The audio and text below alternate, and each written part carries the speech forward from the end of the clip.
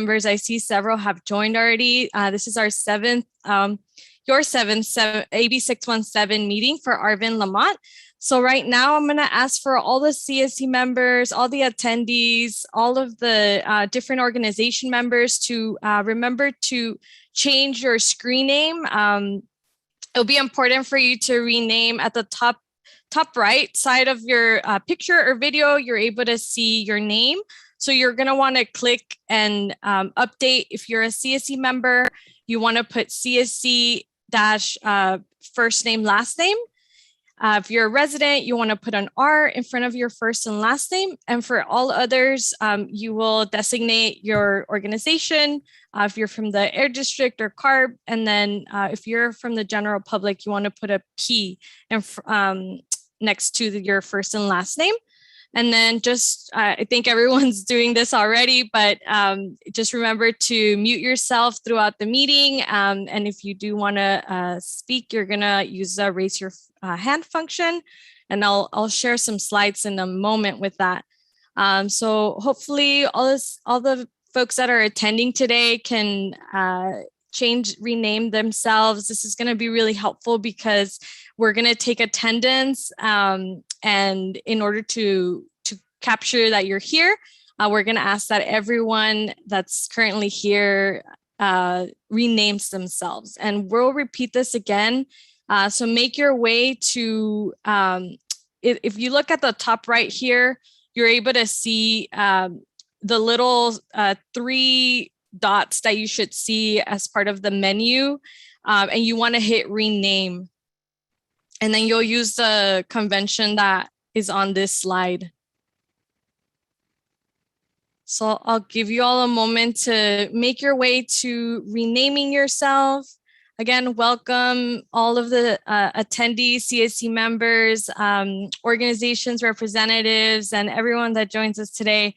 My name is Daniela Flores from the Harder & Company Community Research Team. We'll be facilitating today's meeting, and we'll get through introductions in a second. But I do want to make sure that everyone is situated with the renaming on Zoom. There's a few other things on here. So I'm gonna go on to this slide. Again, there's interpretation available, and I will go to the next slide since the announcement was made a moment ago. If you do need help though, there is help available. You can raise your hand or enter it in the chat. Daniela, how do you change it if you're on a cell phone? So let me see. I can change that for you. Okay. Oh, yes. So the facilitation team is going to change it for you. Okay, this is Charbel with Recology. Thank you. Thank you. Wonderful.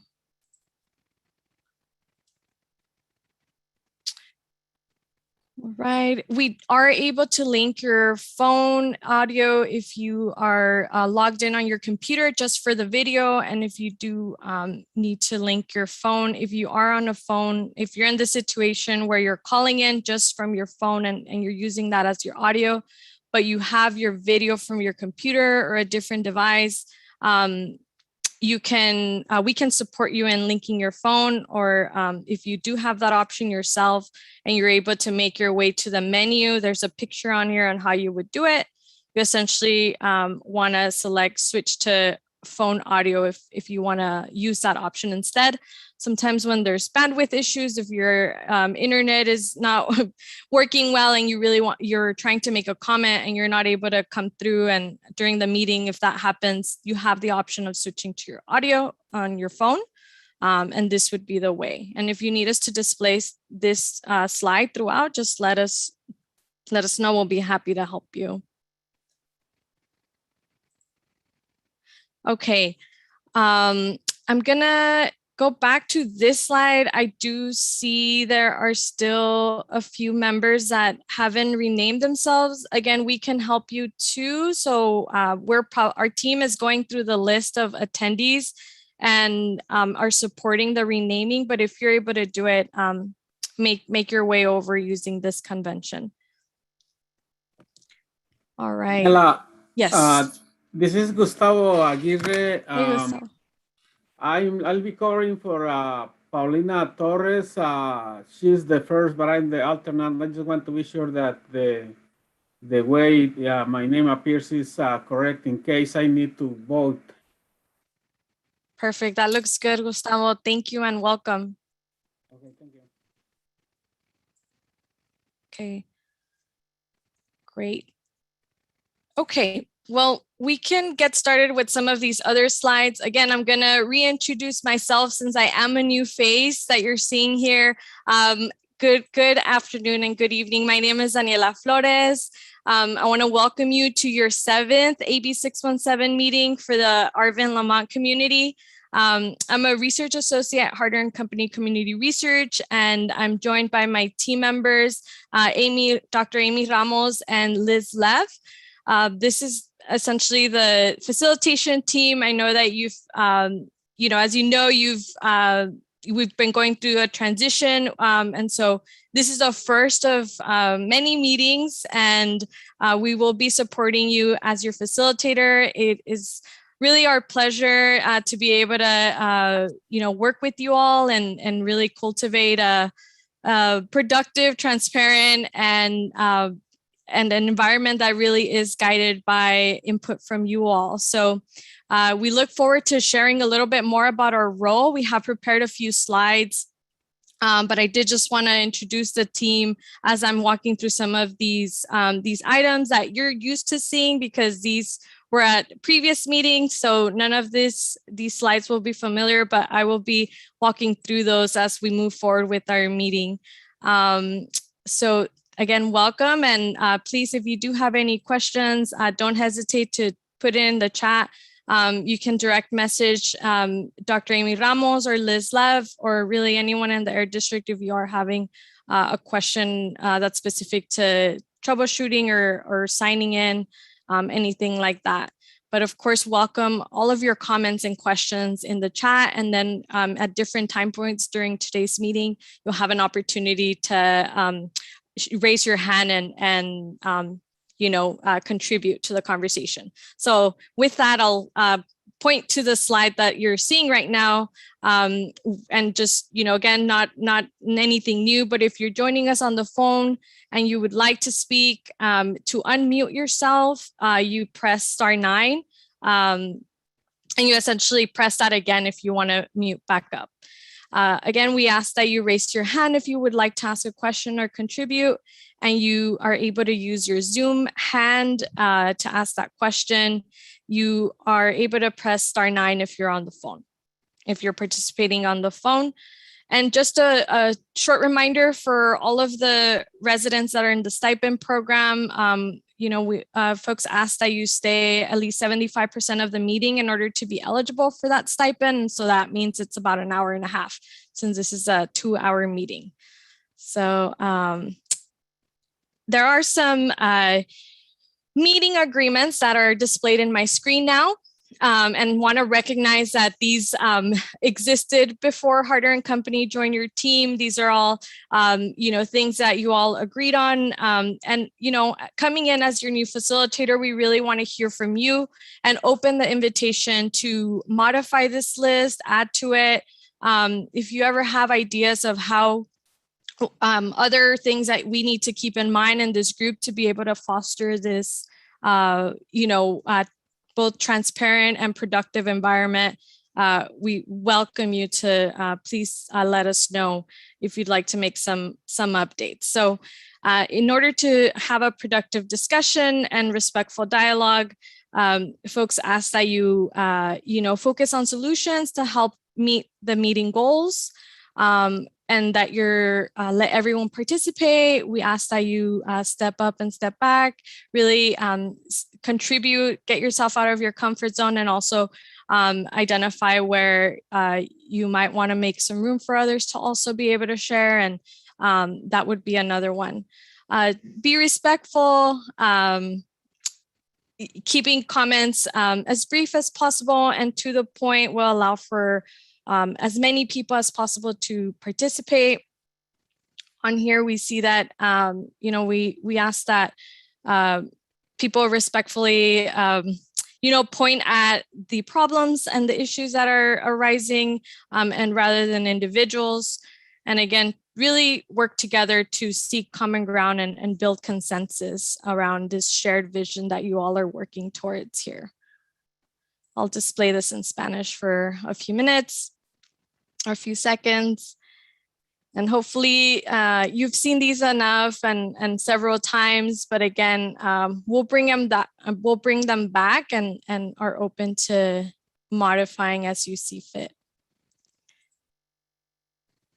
We have really great stuff happening today. We'll be starting off after welcoming remarks from the Air District and the community co-leads. We're going to have a presentation by Harder & Company, the facilitation team, and we're going to be able to share more about our role as facilitators. We have a presentation prepared, and at that point, we also want to hear from you. So there will be a few questions for you. There'll be an opportunity for you to share with us and give us your input.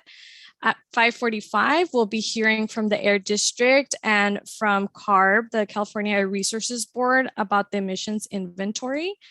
And an hour later, we'll be wrapping up and talking about next steps. And of course, ending with the public comment. With that, we're ready to transition over to Ryan and the Air District for some welcoming remarks, or Jessica, you let me know. Yes, yeah. So I gave Ryan the night off. No, that's not true. Ryan is my boss, but I am stepping in. Ryan Hayashi, I believe, was our district co-host last meeting. So we're going to probably switch off occasionally. But most of you know me. I've been at most of these meetings, but my name is Jessica Olson. I'm the Director of Community Strategies and Resources at the Valley Air District. And I just want to once again welcome Harder & Company. Thank them so much, and thank you all for those of you that were a part of the process that we had to provide interview questions to the folks that were interested in becoming our next facilitator. And then those of you not only that were there live when Harder & Company was one of the 2 facilitation teams that interviewed, but then also watched the recording, provided feedback in the survey. This was really a community selected process to find this great facilitation team. And I know already I'm seeing great things and they're going to do a great job. We've already met with the facilitators and the community co-leads, so we are off to a great start. And with that, I just want to also thank Bianca and Gustavo for helping us work through establishing this agenda, talking about the presentations, and really honoring their role as co-leads and providing a lot of great feedback to both the district, to CARB, and to the facilitators on how we want to make sure that these meetings are accessible and that the content is accessible to all of the folks involved. So I just want to welcome everyone and thank them, and I'll turn it back to you, Daniela. Thank you so much, Jess. We're so excited to be here. So that means a lot to us. And we really are really looking forward to getting to know each and every one of you, the CSC members, and everyone that contributes regularly at these meetings.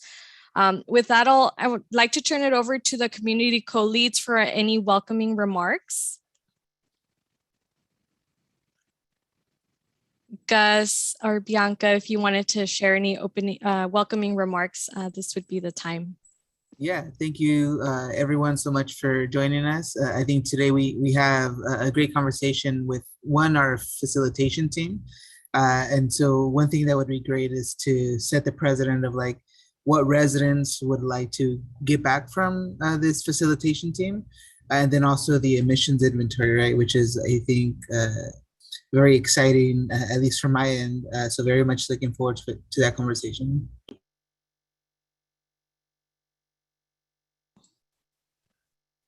Wonderful. Thank you very much for that, Gus. Okay, with that, we're ready to move on to the next item in our agenda. And we can begin with another presentation on here, and I'll share my screen in a second. We'll have an opportunity to start defining this role of independent third-party facilitator, as it's described in various forms in your charter and in others. We want to start defining that for you.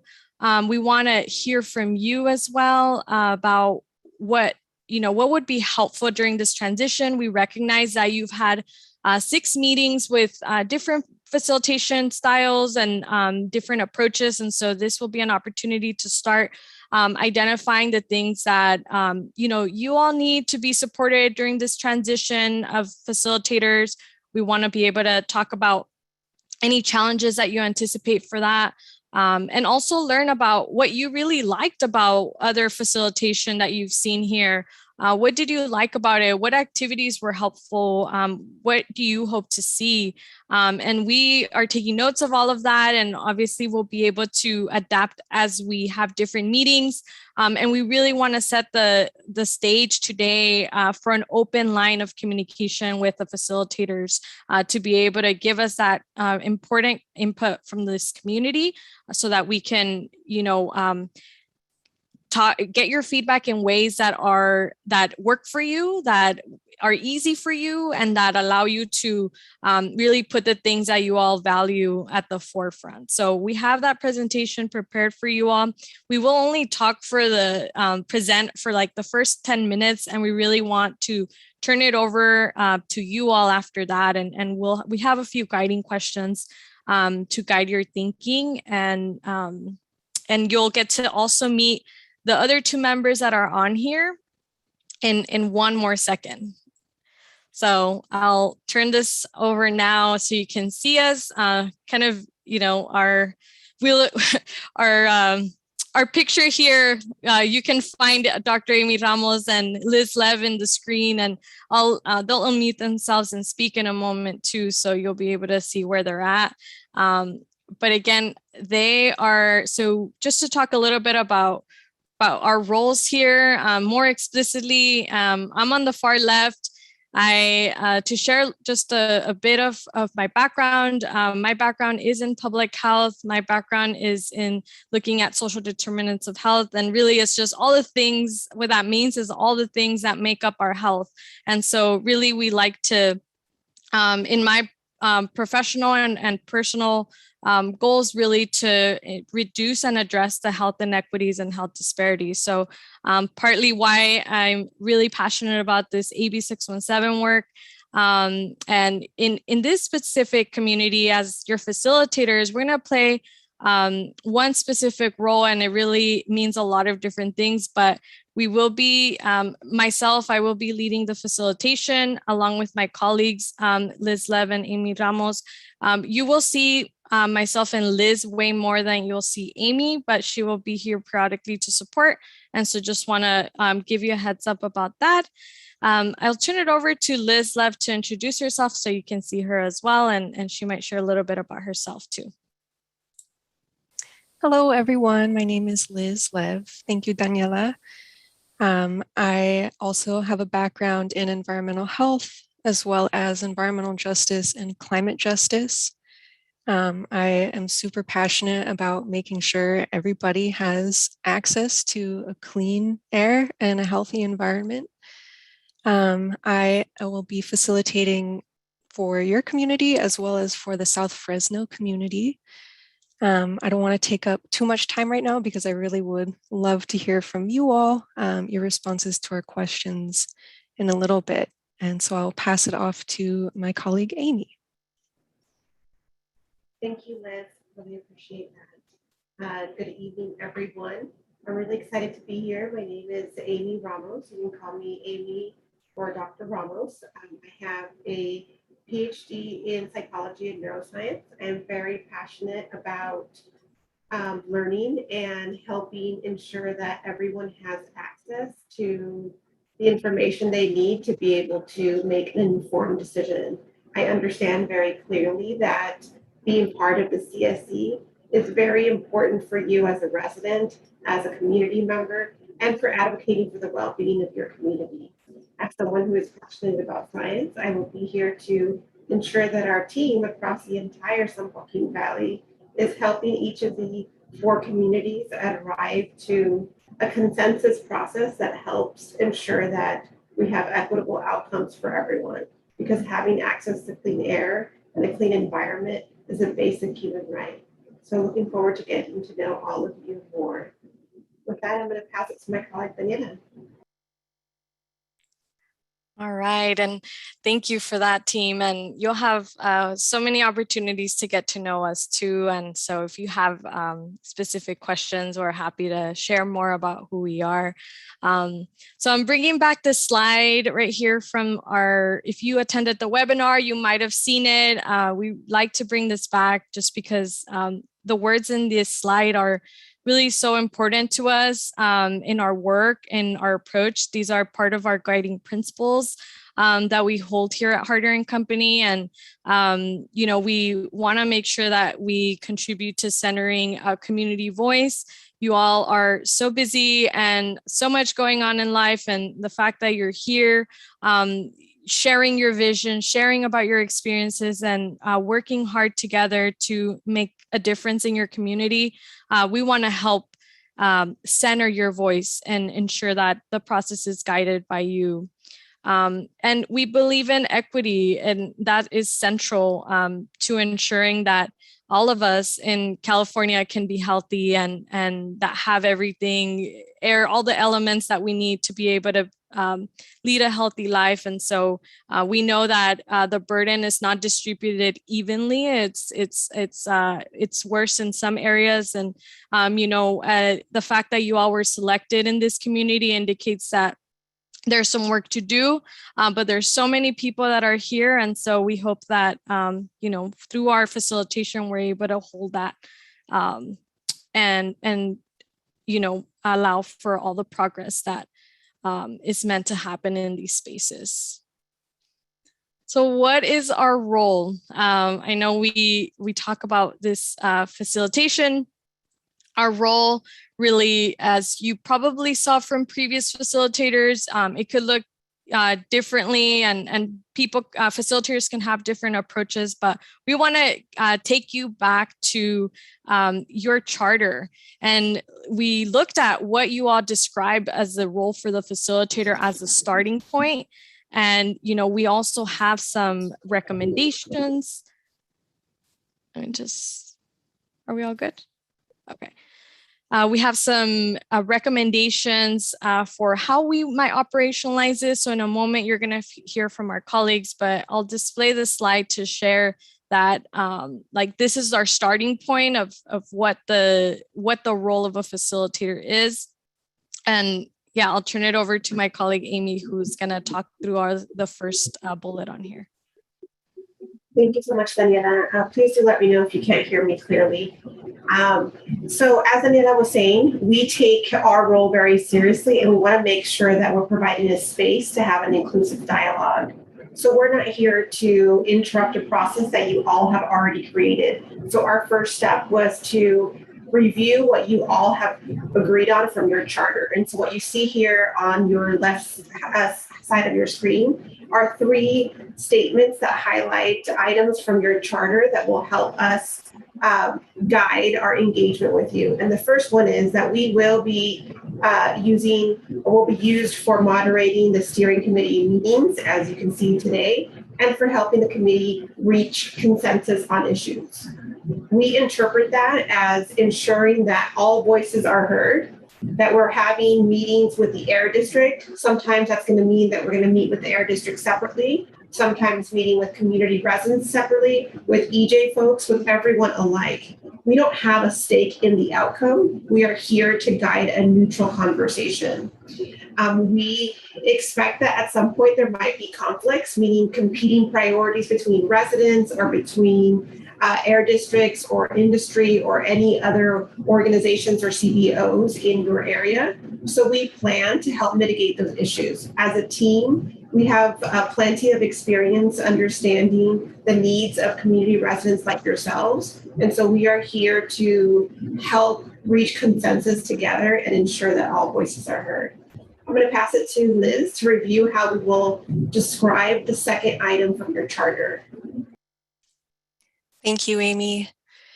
So we hear that there is a need to do more to make this process more transparent and also to ensure accountability for all next steps that are brought up in these meetings. One way that we will do this is to display a written summary of any action items that have come up at the end of each meeting, and to also keep track of every action item or point brought up over time to show its progress and to make sure that those are not getting lost. For virtual meetings, these action items will be displayed on the screen, and if and when we return to in-person meetings, these items would be written in a way that is clearly visible to everybody in attendance. Pass it back to Daniela. Thank you. So for this last point, really, where it's encouraged for the CSC members to direct any concerns about facilitation to the air district at any point in the process. So just because today we're going to ask you for your input doesn't mean it's the last time you get to have a say in how we facilitate the type of activities that we have, the type of information, or the type of ways that you want us to facilitate this discussion and dialogue.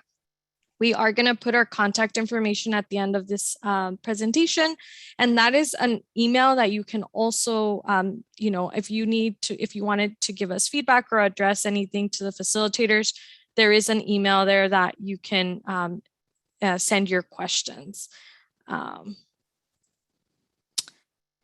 Thank you. It's also in the chat. So with that, we really want to hear from you, and we're going to open the conversation back to you all. We have some questions here to guide our discussion, and we're also going to put those in the chat. We want to learn about what folks need in this group to be successful in this transition, right? You were working with another facilitator, but you also have been there's like different parts in the, you're at the beginning of AB 617 when you think about how long this program is. So, what do we need at this point in time to have a successful transition? What are some challenges that you envision? Are you already experiencing some challenges? Are you thinking of some that might happen in the future? Perhaps you're thinking of some way ahead once you're putting together the community air protection emissions program, so the SERP and the CAMP. If you're putting those together and you have some, you're thinking that you might need something specific from the facilitators, you can also share that now. You can talk to us about any lessons learned from the previous facilitators. As Amy mentioned, we really want to build up from what you have already cultivated in previous spaces at these first 6 meetings that you had. So what are some things you really liked from the previous facilitation style? What are some things that you would like to adapt? What are some things that you are new to you and you want to see if you can, we can do it a little bit differently? And also, what's your definition of success and what are you looking for in a facilitator? Our commitment is really to hear you and bring forth different options depending on what the meeting's is covering. And we want to make sure that you're not left with a ton of questions for us. We want you to always be able to share those questions with you. So with that, I'll open it up to our attendees, our CSC members. We would love to hear from you. Any responses that you might have at this point, reflection, even questions. I'll turn it over to you all. And again, you can use you can raise your virtual Zoom hand to let us know that you would like to speak. And you can also enter any comments into the chat.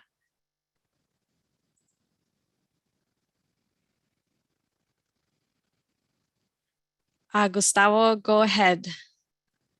Yeah, just one comment. I know that there are, colleagues, Bianca and Gustavo Jr., like that, will try their best to represent the residents, the steering committee members. But even with that, I would like to see some time on each agenda for kind of public comments. Because, even that, all of you may talk, the facilitators, the air district and the co-chairs will talk about putting agendas together, but my assumption is that from time to time, residents will have ideas, and those ideas, for different things that are related to this project, but may not be included as conversation as per the agenda. So I think I understand, that time run very fast, but at least having some time for residents. I have some ideas that I want to share, and I'm not sure if my ideas will fit in today's agenda. So, and I think other residents may have that also, at least, to get the ideas from residents, and if not possible, to take care of those comments the same day, maybe including those for the next meeting's conversation. Thank you for that, Gustavo. And Jessica, correct me if I'm wrong, but it sounds like during the wrap up and discussion of next steps and topics of next steps, that might be an appropriate place for a CSC member to voice of a topic or idea that they have. Yes, and I think what we can do is make more space for that in these agendas and make it a concerted effort, and we can have Harder and Company make sure we keep to the committed time to get to next steps and leave that open space as Gustavo suggested. And solicit that feedback. That's great. Thank you, Gustavo. And I don't mean to jump into solutions, but we're also able to create a way for you to send that message, that topic. If you have an idea outside of the meeting, we can create we use like a survey link where you can just click and give us feedback. So I'll turn it over to Emma de la Rosa, who has their hand raised. You can feel free to unmute yourself, Emma. Yes, hello everyone. Thank you very much, Gustavo, for raising that. In addition to time within the agenda, we did speak about opening the agenda setting meetings to the entire CSC to allow for feedback on the actual development of the agenda. And I was wondering if that was going to be an invitation that will be coming up shortly for the next meeting. Also, during the last CSC meeting, there was a change in the agenda where the voting for the charter was put, I think it was towards the end of the agenda rather than the beginning of the agenda as it had originally been sent out. So anytime that there's a change in the agenda, we do encourage that it's brought up to the CSC at the beginning, ensure that there is a consensus that that's okay, so folks know to be present, and just ensure that we all know that there's an actual change there. Thank you. Thank you for that, Emma. Most definitely. Other comments? These are great, by the way. Go ahead, Jose. Let me see. Sí, yo tengo una pregunta para los nuevos facilitadores. Yo les quería preguntar, porque yo no solamente he recibido un solo cheque de todas las juntas que hemos tenido, y si tienen un nuevo proceso para hacerlos o cómo van a trabajar, porque digo, si nosotros estamos cumpliendo con las juntas, ustedes deberían de estar cumpliendo con los estipendios también. Yeah, I have a question. I would like to ask the facilitators, because I have only received one check throughout the whole process. So I would like to see how is this going to work, because if we are committed to be here and committed to the process, we want to know how you're going to be responsible and committed to that process as well. Thank you so much for your question, and I'll get this one started, and I'm happy to answer now. And again, we're getting your thoughts, and we might not have an answer for everything, but I'm not super informed just yet about how many checks, why is it attendance? I know attendance is quite a challenge, so we're working actively to ensure that if you are here, we document that. And so Harder and Company is, as part of our job, is also to make sure that you get your stipend. So right now we're setting up all of that process, and we don't have an answer just yet of how long after one meeting, but we can commit to coming back once we have the process set up, and we can share that information back to you, so that you have an idea of how long between now and, receiving your check for any given meeting. Daniela, if I can respond to him, Yes, please. and I'll say it in English because we have the translator who can do it in Spanish.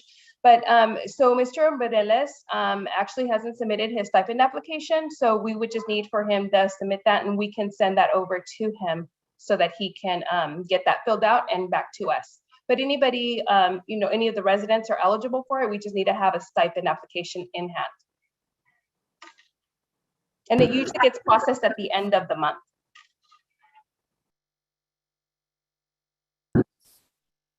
So clearly getting paid and getting your stipend is really important.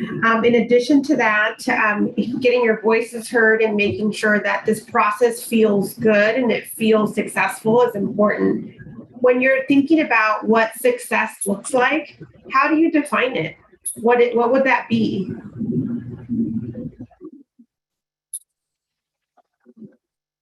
How will you know that this process is moving forward in a way that you can feel that it's successful?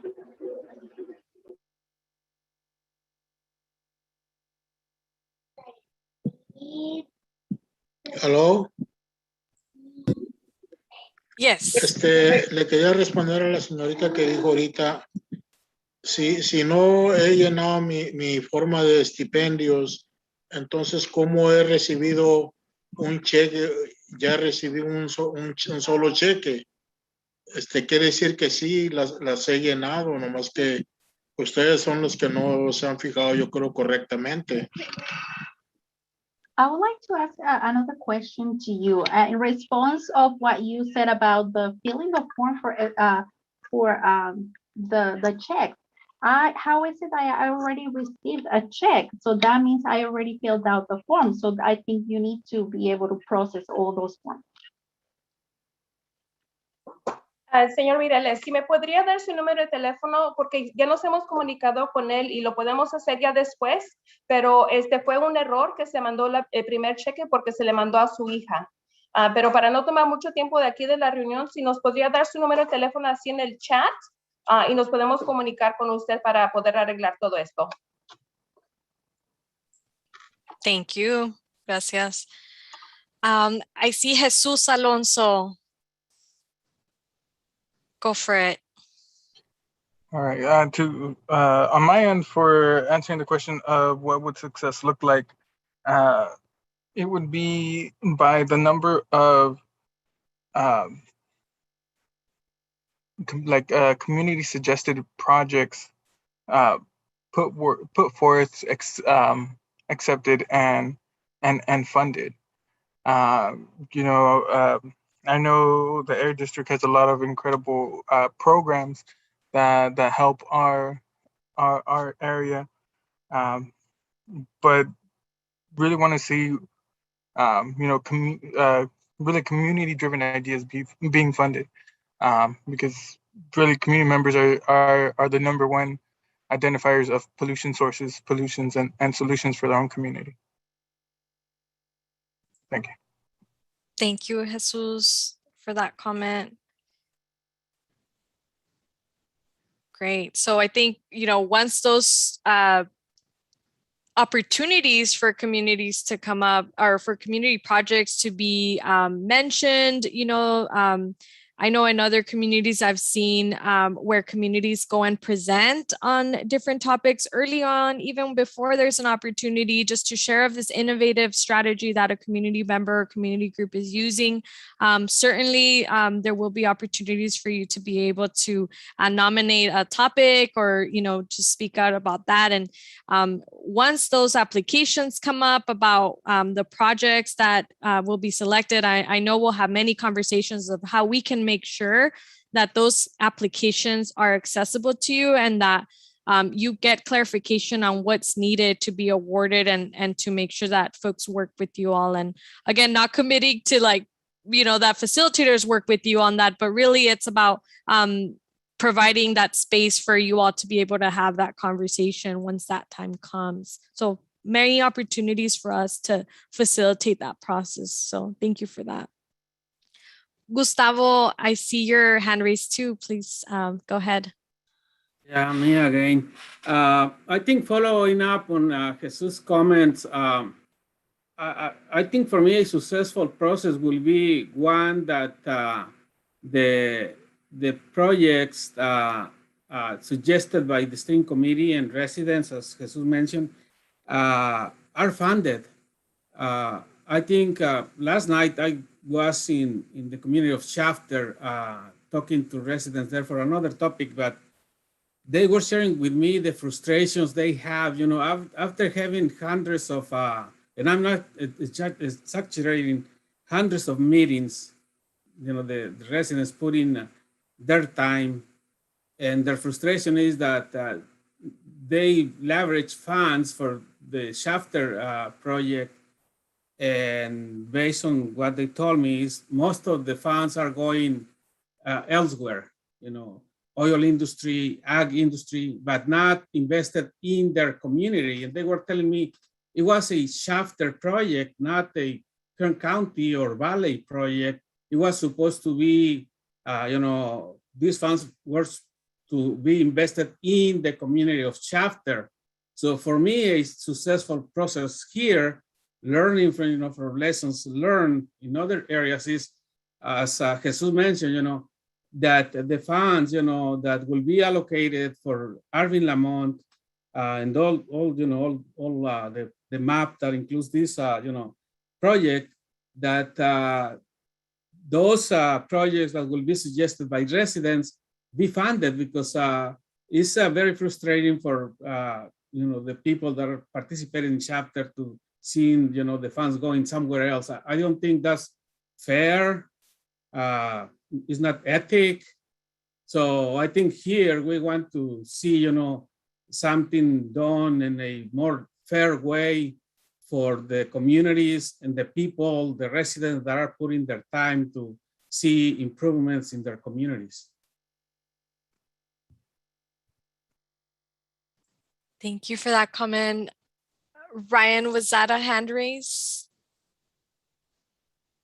Yeah, I think I just wanted to address Senor Aguirre's comments, and we agree that, and I mean, we've worked really hard to work with the communities that have been selected as under CARB's, the Community Air Protection Program, and making sure, and I think sometimes it involves the way that information is communicated and how we talk about it, and that's where we're always looking to do a better job. So none of the funds that were put into the Shafter Community Emissions Reduction Program, none of those funds are going outside the community. And if and we welcome every community steering committee member to take a look at that community emissions reduction program, as well as the South Central Fresno and just most recently the Stockton one.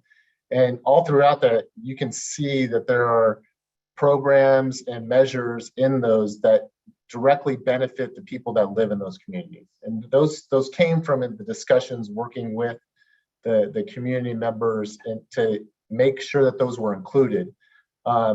Some of the things that we're currently working on that are in related to some of those measures, they have to be approved by the California Air Resources Board before we can allow those, get those funds out there. So that's a process that we're working on, and we definitely, and I think once we're able to do that, then people will see the funds coming for some of the more resident community identified projects that we have to go through that process. And we understand it's taking a considerable amount of time in order to get that done. But hopefully with Arvin and Lamont now being a third year community that if there are things that they like in some of the other ones that are community identified, they would like to see them, or similar types of ones in Arvin, Lamont, that the timing for that to take place will hopefully be, and what we're told by the California Resources Board will be, that it'll be much shorter. And so they'll see those things happen much faster in these third-year communities and ones into the future. So I just wanted to address that. I appreciate the feedback though from Senora Aguirre, and it's definitely one of those things that we're going to have to continue to make sure that when we're talking with the chapter steering committee members, especially the resident members, and making sure that they understand that the time that they have spent in working in this program, it is appreciated. There are things that are going to happen as a result of their time and their efforts that are going to benefit their neighbors and themselves and their families. And so, in the end, I hope they look back on all that time that they spent and can look back on it and appreciate the work that they've done and what it turned into. Thanks, Ryan. We have time we are getting close to the time for this activity, but I see Kent, and then I also saw Lorelai, so I can, Kent, go ahead and we'll take these last two comments. Any other comments after that, we'll be happy to, if you want to include those in the chat, and if there is time at the end during the public comment, you can also make some comments there. Take it away, Kent. Thank you, Daniela, and thank you, Ryan, for your bringing up the Shafter. I've heard so darn many rumors about Shafter. At the final outcome, I just want to see a case study on something like that. I know it was positive, but I hear negative things too. To follow through what we expect, we'll know we'll have a good impact if we can communicate to our community to utilize and adopt new practices. I've probably lived in this district longer than anybody on here. And I'm going to be buried there on Vineland Road when I do die. So I've been around, and I want to see the right initiatives and practices adopted by us and the community. And I think that that's going to be important in the long run, not just a few incentives here and there. It's going to have to change the way people live. In order to have an impact on the environment, people have to change the way they live. And that's our intention here in the long run. Thank you. Thank you very much. Thank you, Kent. And Lorelai. Thank you. I think the criticism that's been brought on the Shafter process by Gustavo is actually a good one. But I do want to be clear, first of all. The Shafter project included unincorporated Kern County, and I'm not aware that any money actually went to Kern County. I think you're talking about the Kern County area. And one of the things I'd like to see in this process is that we figure out a way to spend the money faster. What are the impediments that CARB and the San Joaquin Air District have to actually funding these projects and moving them forward? Can we use this process to identify those barriers so that the committee here, the residents, can appeal to the legislator or the CARB board or whoever it is? Because that is a frustration. Shafter had a list of projects, and they're still working on getting them funded through this bureaucracy. So I totally support that one of the successful things would be a pathway to get the projects done in a reasonable amount of time, like a year. Like, put a time limit on when the community wants these projects, because the situation is grave. All of these community members are giving their time. And when you tell them that 3 years later something's going to happen, that's not immediate, that's not urgent. And I'm sure that the Air District and CARB would appreciate kind of a grassroots help. What is the bureaucracy barriers? I would like to see that added at the end of this process. I would like to see that added. Like, what are the barriers that they have in getting these projects moving? Thank you for those comments, Lorelai. And I will go to you, Mario. We just have a few more seconds before we have to transition, but take it away, Mario and Elvia. Yeah, I want to thank you guys that you came into the project. Maybe we could do something better to help out the community. my deal is that I was thinking about putting everything back on the drawing board, on the blackboard, like that we could figure out where's the problem. Because we have too many problems going on in our community. And the deal is that what I think we should do is talk to the ranchers and go back to the drawing board for many things that we could help them out to fix up the problems. And not only that, to fix up our rules and regulations and boundaries. Because our rules and regulation, they're broken.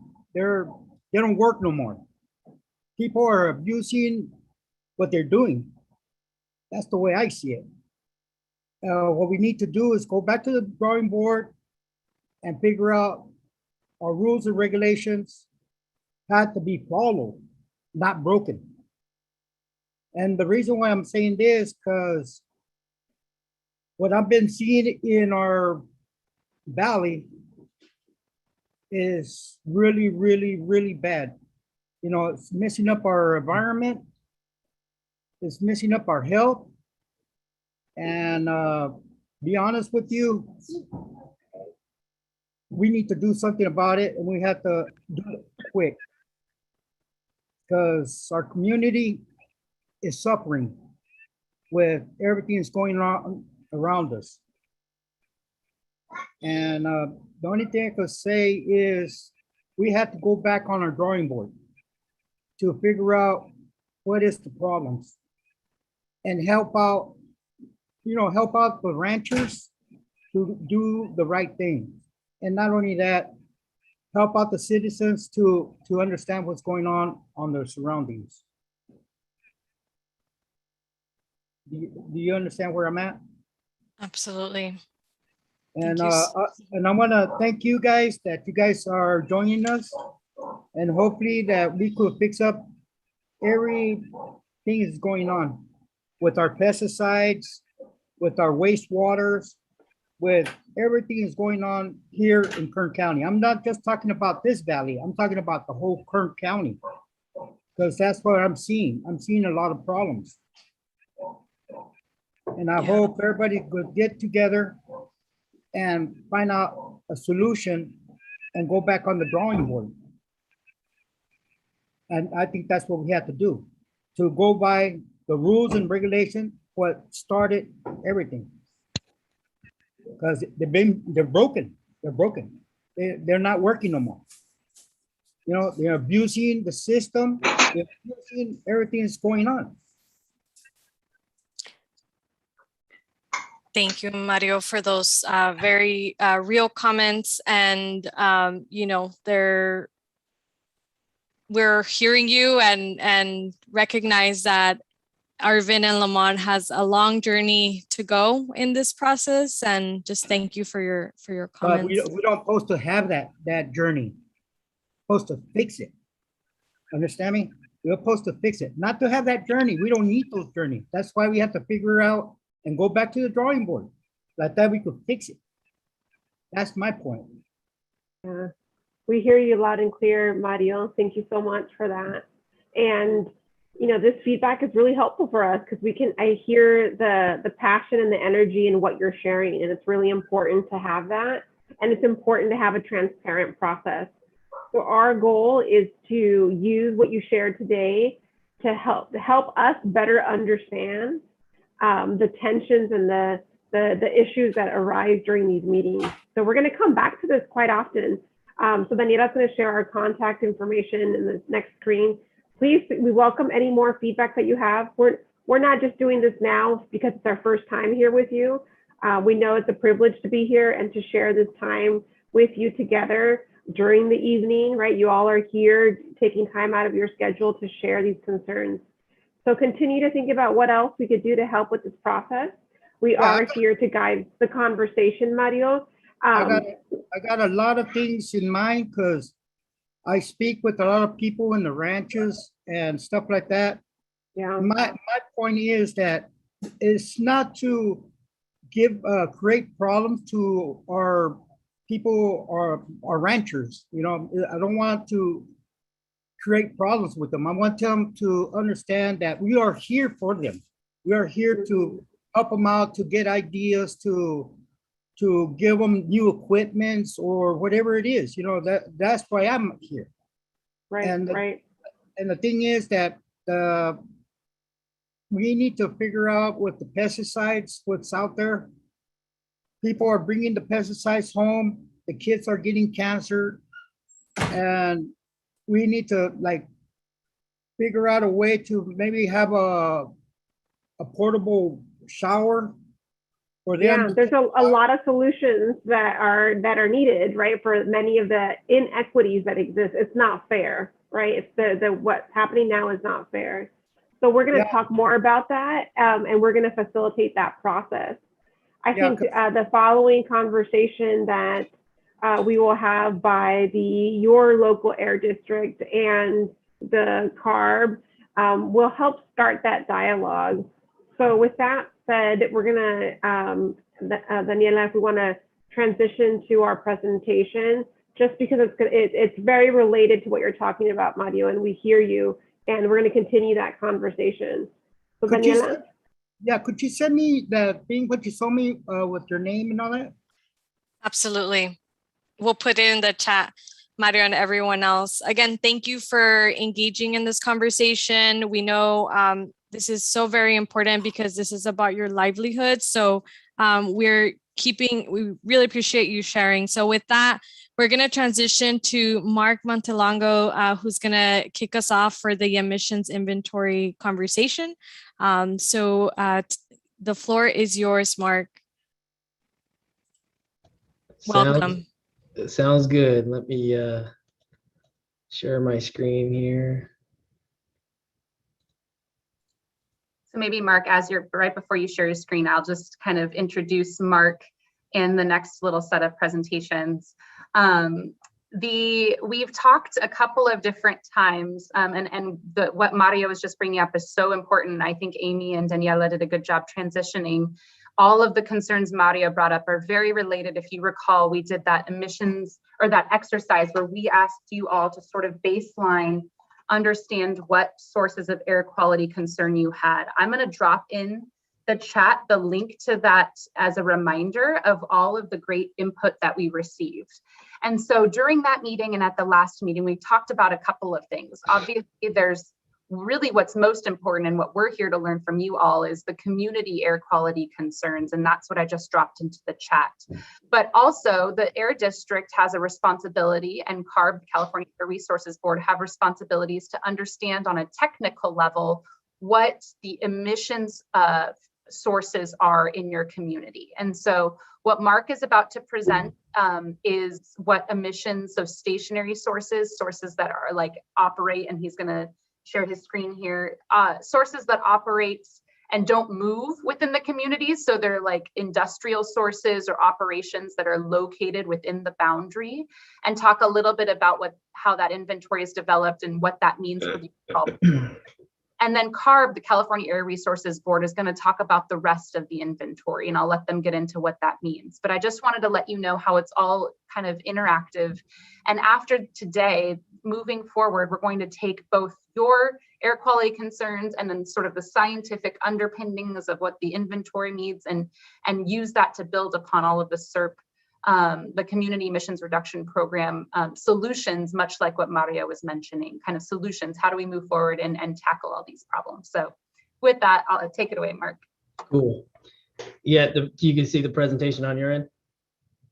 All right, excellent. Well, good evening, everyone. It's a pleasure to be with you all this evening. My name is Mark Montelongo, and I'm the program manager in our technical services program within our permits services department. This evening, I'm going to give you a presentation on some of the emission inventory information for the stationary source emissions in the Arvin Lamont community. So some may ask, what is inventory? Inventory is essentially a quantification of emissions that are put into the air. Some of the calculation methodologies really start off with an activity, which is really in the form of a process rate or a throughput, which is then multiplied by an emission factor, then provides you an emission result based on the pollutant you are trying to quantify. For example, you could take a piece of stationary source equipment, identifying how much gallons of product is used in gallons per year, multiplied by an emission factor, perhaps in pounds per gallon, which then translate into an emission estimate. Most emission factors are developed through our permitting process. Example of emission factors can be derived through source test. There is a source test protocol process that is prepared by the facility. It's reviewed by the district. The source test is performed, then the source test results are reviewed by the district for its adequacy and implementation. So the district collects and processes emissions inventory information from stationary source facilities each year. At the beginning of each year, the district mails out inventory surveys to facilities, which they fill out and certify to the district. So they'll submit those inventory statements to the district. We will review and process those as they come in. The district is currently implementing or currently processing the 2020 emissions inventory data that is submitted by facilities. We've recently processed some facilities and transferred that emission inventory information to the California Air Resource Board, and we'll be sending an update on the inventory to ARB sometime next month. So the district processes the point source, stationary source emissions inventory, and CARB calculates the mobile source emissions and area-wide sources. So the on-road mobile sources and the off-road sources, in which you'll be hearing about shortly from CARB on their end. So just a snapshot of some of the emission sources in the Arvin Lamont community based off of the categories in the colors below. So for NOx, you can see the stationary source emissions attribute to about 15% of the NOx emissions. 23% of the PM 2.5 emissions are attributed to stationary sources, and 9% of the VOC emissions are attributed to the stationary sources. And as I mentioned prior, you'll be hearing from ARB on the area-wide and the mobile inventory information. So as you can see here, there's kind of a depiction, as you can see, the different categories of inventory for the Arvin Lamont community for NOx, PM 2.5, and VOCs. To break it down even further from a stationary source perspective, so a summary of the stationary source emissions. So for NOx, you can see that a large portion of those emissions are coming from a refinery. A portion is coming from cogeneration and landfills. And then a small portion is coming from other stationary source equipment, such as agricultural processing or commercial and electrical utility facilities. For PM 2.5, as we mentioned prior, 23% is stationary, and this makes up for a large portion of the emissions for PM 2.5 coming from refineries, coatings and relevant process solvents, cogeneration and other stationary source equipment such as wood and paper, food, and agricultural processing. For VOC, as we mentioned prior, 9% of the stationary source emissions come from VOC. A large portion of that is the industrial process and chemical category. And then a portion comes from the oil and gas production, in addition to the refineries and other stationary source equipment such as coatings and gasoline dispensing facilities. Moving over to this next slide here. This slide here, we have the Arvin Lamont community. We have a section on our website that has the emission inventory information. I guess I could just click it here. We do have the stationary source emission information that's posted on the district's website. So you have the NOx, VOC, PM 2.5, and air toxics emissions for our permitted facilities in the Arvin Lamont community. The following information will be posted. We do have the inventory information, which has already been posted. We're working on mapping tools that will help specify facility locations. You'll be able to see the area, mobile, and stationary source emissions data for the community. That will be in the form of markers where you can click on the specific facility where it's located and see the emissions and where they are coming from, in addition to sensitive receptors that may be located adjacent to some of those facilities. So sensitive receptors are, businesses, residents, public or private schools is kind of how we categorize sensitive receptors near permitted facilities.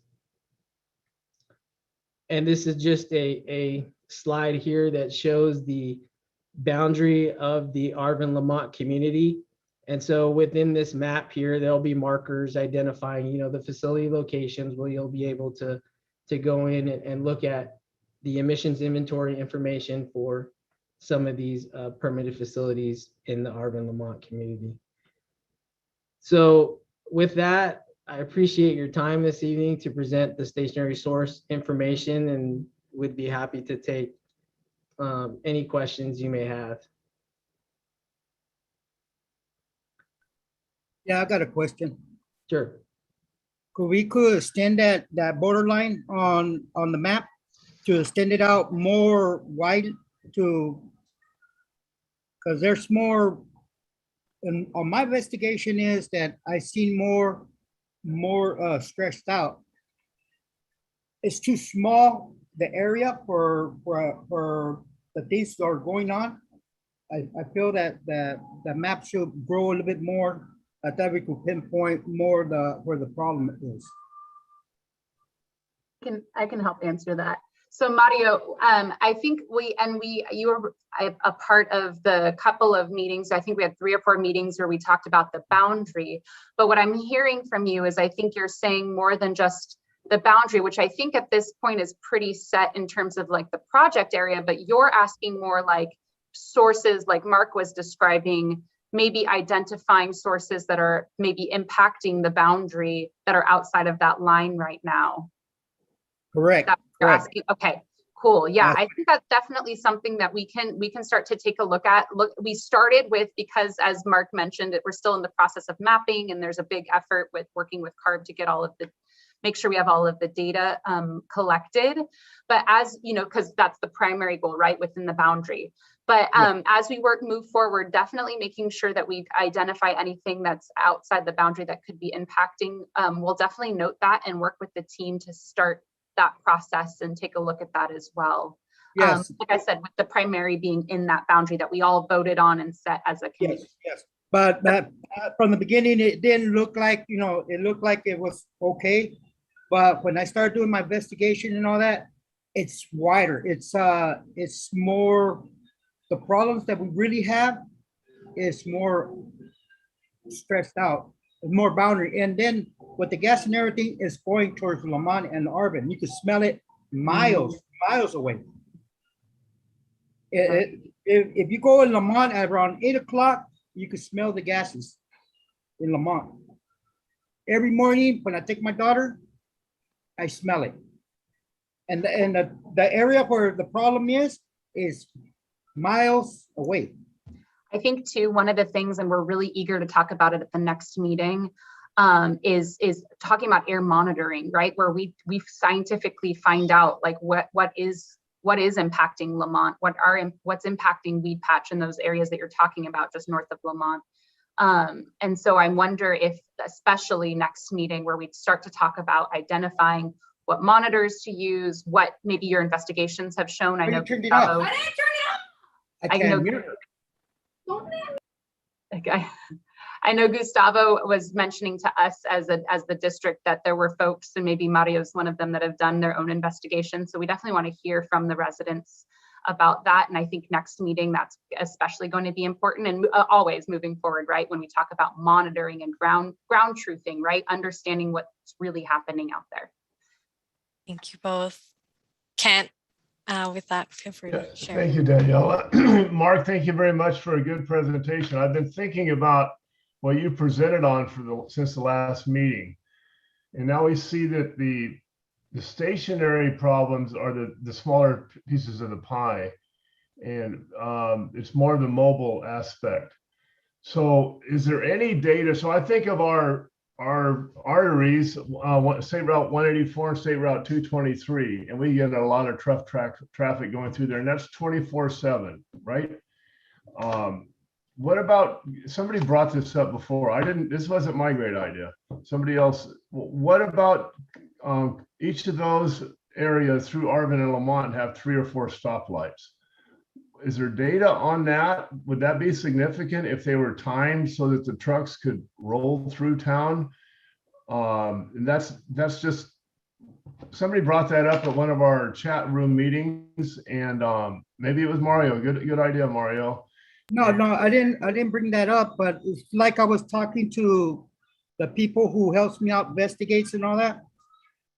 Our problem is not really trucks and cars. Our state of California already fixed up that problem. We have smogs. We got smog for our trucks. We got electrical trucks. We got electrical cars. That's already in motion. And it's like I said, this is not LA. This is not San Francisco to have so much gases running around. And the trucks that we have running, they have to have smog. And they have to, they have to pass smog. We don't get the emissions how it's supposed to show. Understand me? In my investigation on that, the state of California already took care of that problem. And whatever they're doing, wrong or something, then that's another problem. That's the way I see it. Thank you both. Kent, did you want to respond to anything? Well, I was asking for Mark's opinion or his thought on that. Yeah, perhaps maybe Carb could touch on some of the mobile, they'll touch on that, the mobile inventory aspect in their presentation shortly after this discussion. But thanks, Kent, appreciate your comments. Wonderful. And we'll have time for one more comment from Gus, and then we'll transition to the next presentation. Yeah, thank you so much. Mark, is there any way we can go back to slide 3 by any chance, please, just to reference it?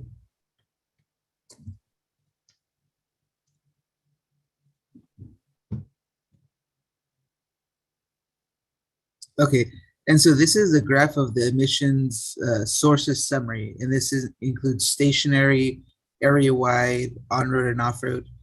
So this is all under the scope of the air district, correct? The scope of the air district, it would be the stationary source aspect. Stationary source, okay. Yeah. And under carbs, there would be the area-wide and the mobile, which would include the off-road and on-road, which they'll be presenting shortly. Okay, cool. And then slide 4 is kind of magnifying in the green area, which is stationary sources, right? Which is under your jurisdiction, the air district. Correct. Yeah, I'm just showing below, for example, NOx. Of the overall source summary, 15% is stationary source. So if you take NOx, for example, a large portion of the NOx emissions are refinery related. Okay. Okay, so from the, and this is particular, like geographically, these numbers that you're presenting are relevant to the South Kern region, right? It's not like a valley-wide.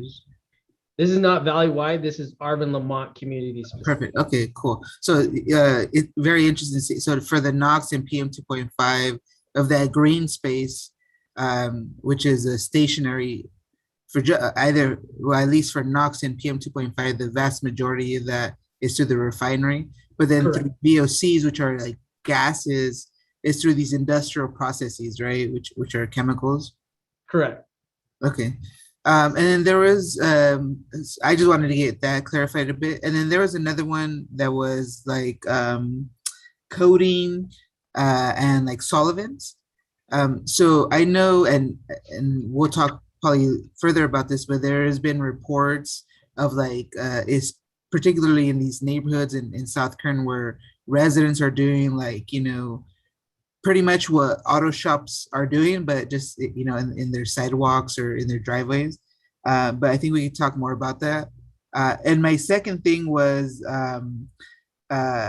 just to extend on Mario's comment about whether or not we could look at, as we build this emissions inventory, we could look at sources that might be out of the boundary per se, right? But could be looked at, right? For example, in Shafter, outside of the official boundary, there was some stuff that we included for the emissions inventory.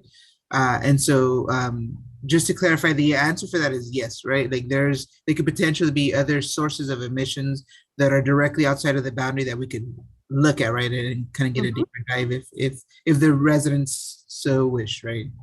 Yeah, we can So, definitely okay, always cool. provide that information, put it as a part, and we'll, we'll make sure that on whatever mapping tool, it'll be obvious to everyone what's directly in the boundary, what's outside the boundary. And of course, as we move forward, just identifying what's actually impacting the residents, as Mark pointed out, will definitely show where the sensitive receptors are. Through monitoring, we'll hopefully understand all of that. So I think that's definitely going to be an ongoing discussion. Like you said, much like what we did with Shafter, we were happy to look at and provide any information as to what was impacting people within the boundary.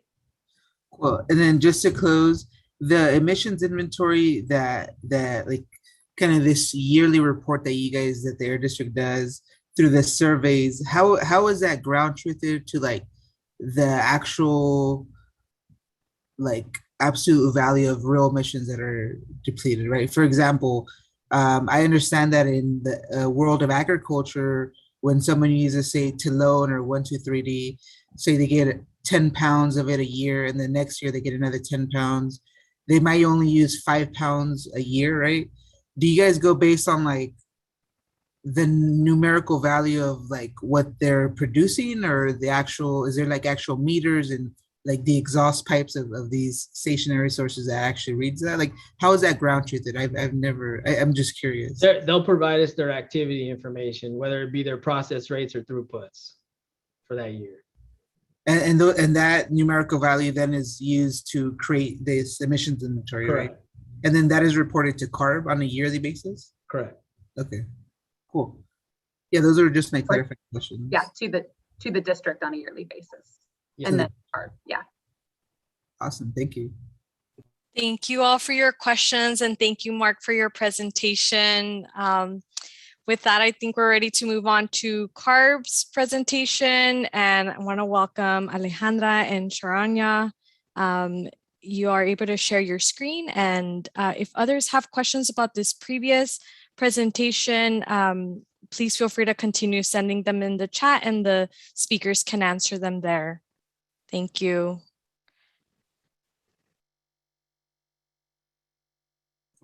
Can you guys hear me now? Yes, Yes. okay. So let me change the view to be full screen so that you guys can see the whole presentation on your screen. So hi everyone, my name is Alejandra Cervantes and I work with the California Air Resources Board. And as Daniela mentioned, Sharon is here as well, and she's my manager at CARB.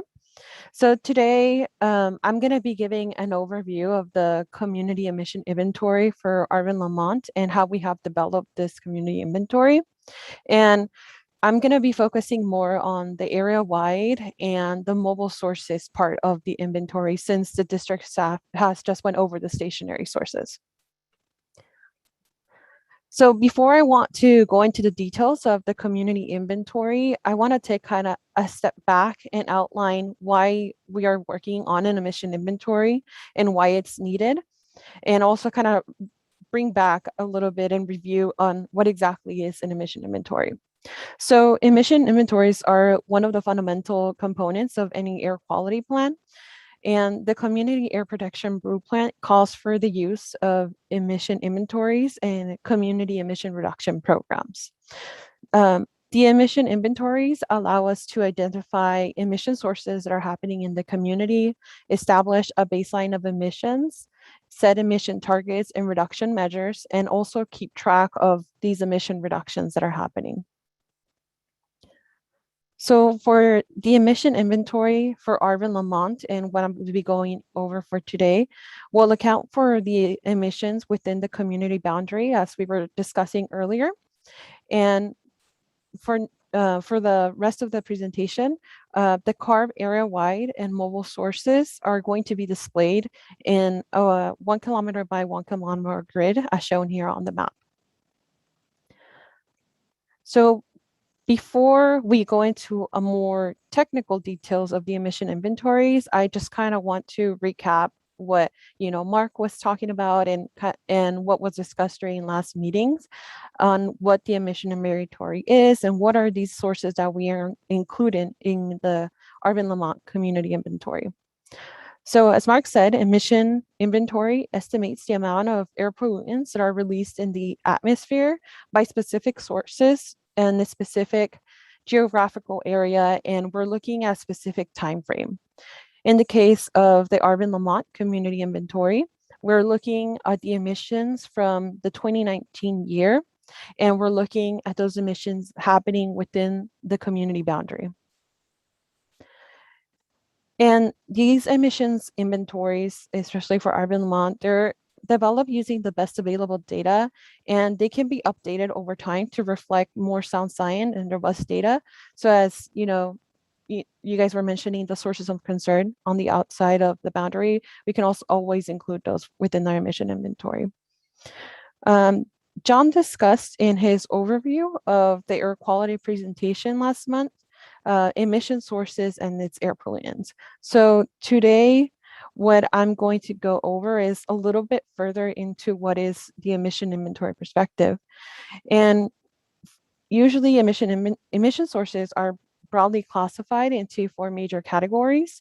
We have stationary, area-wide, on-road mobile, and off-road mobile. And I want to put in or explain a little bit what are those specific sources happening or within those categories. So as Mark mentioned, stationary sources are those fixed sources of air pollution. So for example, we have manufacturing facilities, auto body shops, and gas stations. And these are the sources that the district oversees and Mark just went over. For area-wide sources, those are sources that are spread over a wide geographical area. And some examples of area-wide sources include fireplaces, farming operation, and consumer products like cleaning products and the use of cleaning products and hairsprays. And both the district and CARB work together to calculate the emissions for these categories. On-road mobile sources include any motor vehicle that is on a roadway, which includes passenger cars, trucks, buses, motorcycles. And while off-road mobile sources include those smaller off-road engines and equipment like farm and construction equipment, airplanes, and trains. CARB works on the inventories for both the mobile source, the on-road mobile source and the off-road mobile source. And over the last few months, the district and CARB staff have been working together to develop the emission inventory for the Arvin Lamont to capture those existing sources of air pollution and where these are occurring within the community. So this table here is kind of a complement to the pie charts that Mark presented earlier. So Mark was presenting it on the percentage basis. Here we're showing the actual numbers in tons per year for those sources for the stationary area, off-road mobile, and on-road mobile. So I'm gonna be going into more detail about what are the methodologies we use to calculate the area-wide and mobile sources and how these are contributing to the total emissions within the community that we see here. So previously, Mark went over the stationary sources and what are those contributing to the stationary source total. And as Mark mentioned, the district collects and submit this information to CARB, and it's submitted to CARB's emission inventory development and reporting system. And we take this information and we make it available to the public and CSC members through CARB's facility search tool. So within this tool, you can find emissions totals by facility across the state. And we also have, or CARB also has the pollution mapping tool where also emissions are recorded by facility. In addition, the district is going to update their mapping tool, as Mark mentioned, to include those specific information for the community of Arvin and Lamont.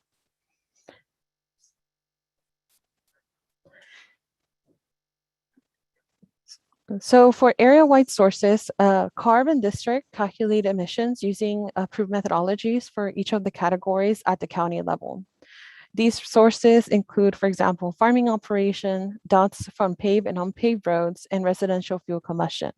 And what I'm meaning when I talk about residential fuel combustion, some examples are the use of fireplaces or the use of water heaters at home. So if you're interested in learning more about these methodologies, please visit the website here on the presentation to learn more about them. And similarly to area-wide sources, CARB calculates emissions at the county level for off-road mobile sources using activity data and emission factors. This activity data is collected through the reported information to CARB, survey results that we have, results from surveys that CARB has conducted, and it also includes some purchase data. And the CARB's methodologies for off-road can also be found on the website listed here. This conceptual diagram shows how we bring those county level emissions from area-wide sources and off-road mobile sources and drill them down to what is the community level. We use the totals at the county level for area-wide and off-road mobile sources, and for emissions for each of these sources are distributed to a more specific location using appropriate spatial surrogates, or what we call location information, or it can also be referred as location information representative to that category. So for example, we use population information to distribute emissions related to consumer products, and we use housing information to distribute information related to, or emissions related to, residential fuel combustion. And what this gives us is a high resolution of 1 kilometer by 1 kilometer square grid of the emissions for the community, as shown in the map on the right side. Now, coming back to the Arvin Lamont inventory and the area-wide sources, the charts here display the source categories that are contributing to each of the pollutants for area-wide sources. So for nitrogen oxides, or NOx for short, residential fuel combustion contributes to almost half of the NOx emissions for area-wide sources. And this is followed by the categories of food and agricultural processing and manufacturing and industrial. Farming operations, commercial cooking, and dust are the main contributors of particulate matter of 2.5 microns or smaller, or we refer to it as PM2.5 for short. And for diesel particulate matter, or DPM for short, food and agricultural processing accounts for most of the area-wide DPM total. For reactive organic gases, or ROG for short, emissions related to composting contribute to 73% of the area-wide ROG emissions. And the map here on the shows how those area-wide ROG emissions are distributed throughout the whole community to give you a better sense of where those ROG emissions are located. And organized in a similar manner, I have the charts. You have the charts here that display the off-road mobile source categories and how those are contributing to each of the pollutant totals. So off-road equipment, which includes, for example, lawn and garden equipment, construction equipment, and some other types of commercial equipment, as well as farm equipment and registered portable off-road equipment, are the main contributors for NOx, ROG, PM2.5, and DPM. And the map here now is showing the distribution of off-road mobile diesel PM emissions that is within the community. Now, moving on to our last major category, which is on-road mobile sources. So on-road mobile sources are estimated by using vehicle activity data from the Regional Metropolitan Planning Organization. In this case, it's Kern Council of Governments. And we use this data along with emission factors and vehicle distribution information from the state's on-road mobile source emission factors model, or MFAC for short. So if you want to learn more about the state's MFAC model, please visit the website listed here. And let us know if you have any questions on any of the methodologies that we have we have posted here. This diagram shows how that link level vehicle travel data within the community provided by the MPO is distributed throughout the community. We use this data and the emission factors to calculate the on-road emissions for the 1 kilometer grids in the community, and as shown in the map on the right. The charts here summarize what type of vehicles and what is that vehicle class it's contributing to each of the pollutants and on-road mobile sources. So heavy duty vehicles like trucks are the main contributors for NOx and DPM, while light duty vehicles like the passenger cars that you and me typically drive contribute to most of the ROC totals. Together, heavy duty vehicles and light duty vehicles contribute to more than 70% of the on-road PM 2.5 emissions. And the map here is showing how those on-road diesel PM emissions are distributed throughout the whole community. This is a new slide that I wanted to add in and show you guys for tonight, because in the previous slides, we saw how the results were for each of these individual categories. And these four maps here show how those total emissions for all the source categories, stationary area, on-road and off-road, sum up at each of the 1 kilometer grids in the community. So what's helpful about these maps is that we can get a sense of how NOx, ROG, PM 2.5, and DPM totals emissions are distributed throughout the community. So we're working with the district on updating their online mapping tool to include all of this information.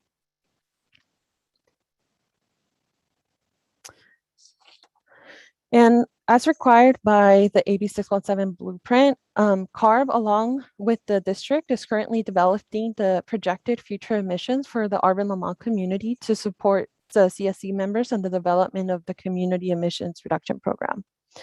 So as a start, this slide shows how what are those emissions trends for the entire San Joaquin Valley Air Basin, so we can all get a general idea of how those emission totals are projected to change due to the already adopted CARB and district rules and regulations. And CARB also has in the works several mobile source regulation that will further decrease these emissions in the valley. And this chart focuses mostly on the diesel PM emission trends for on-road mobile sources. And as you can see, there will be significant reduction in the future DPM emissions from on-road mobile sources due to the implementation of CARB's adopted mobile source regulation. And as I mentioned before, there's several mobile source regulation under rulemaking that CARB is working on that will further decrease diesel PM emissions in the valley. So this sums up my presentation. My name, again, is Alejandra Cervantes. My manager is Sharanya Baradarajan. And here's the contact information if you guys want to reach out, and also the rest of my team if you want to reach out to them.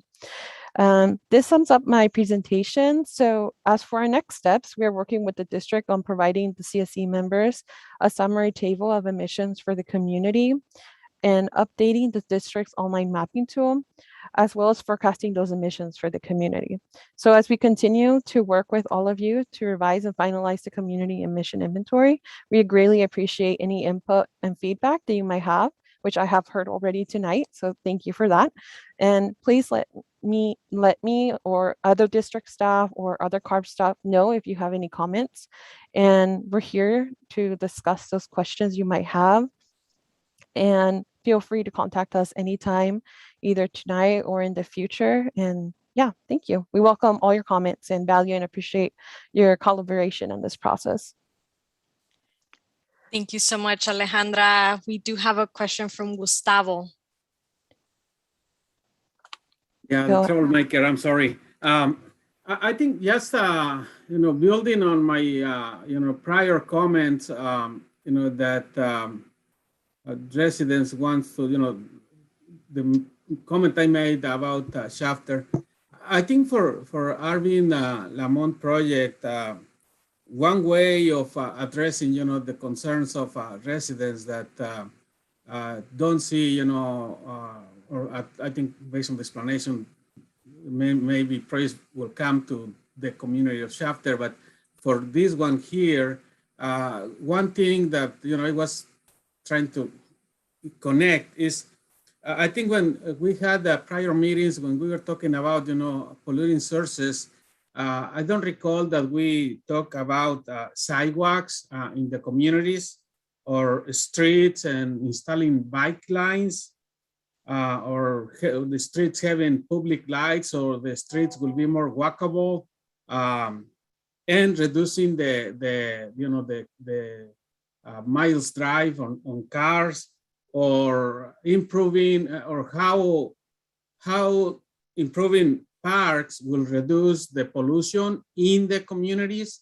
And I think based on Carl's presentation, looks like there is a way, but I don't think, I think there is a way, but we were not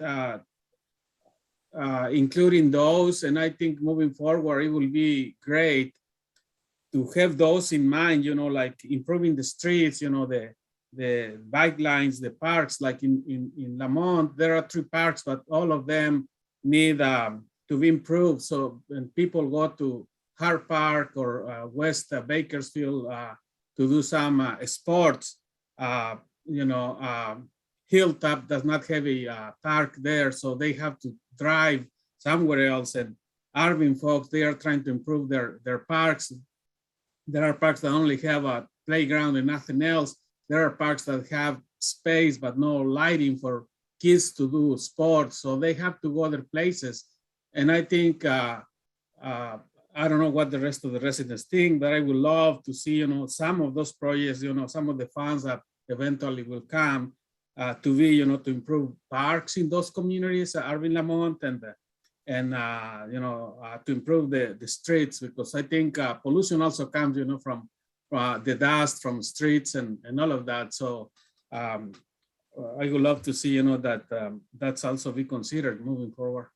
And, that will take, I believe that will take care of some of the concerns, that residents want to see the investments done in the community. And I understand, there are other bigger polluting sources, but I think if we want to think a little bit creative other than what already exists, I think we need to consider this kind of other projects, what else of what already exists, can be done to mitigate, the pollution in these communities. Yeah, no, I think, and those are definitely but I believe that you guys will be working with the district on creating what are those programs that will be included in the SERP. I don't know if the district wants to add on more to that. Yes, I actually was frantically writing down a lot of what Senor Gustavo was just mentioning.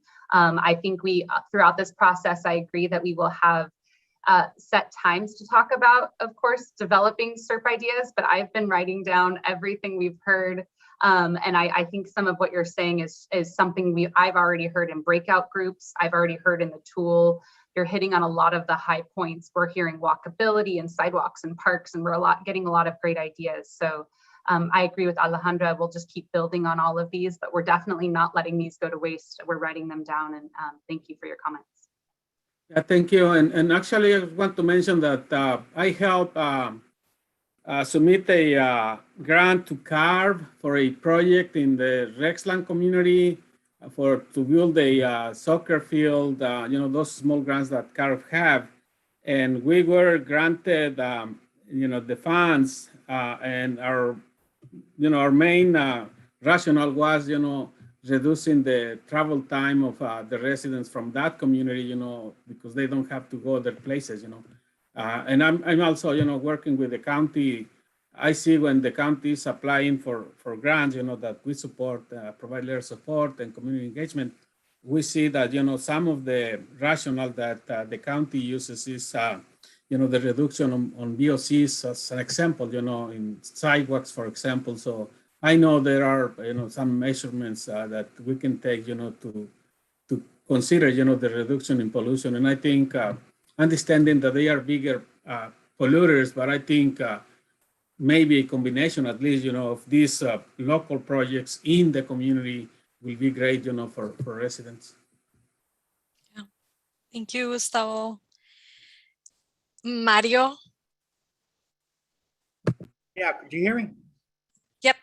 My question is with the air pollution, like in the ranchers used to burn the tumbleweeds, and when they used to pull out the trees, the orange trees and all that, they used to burn them.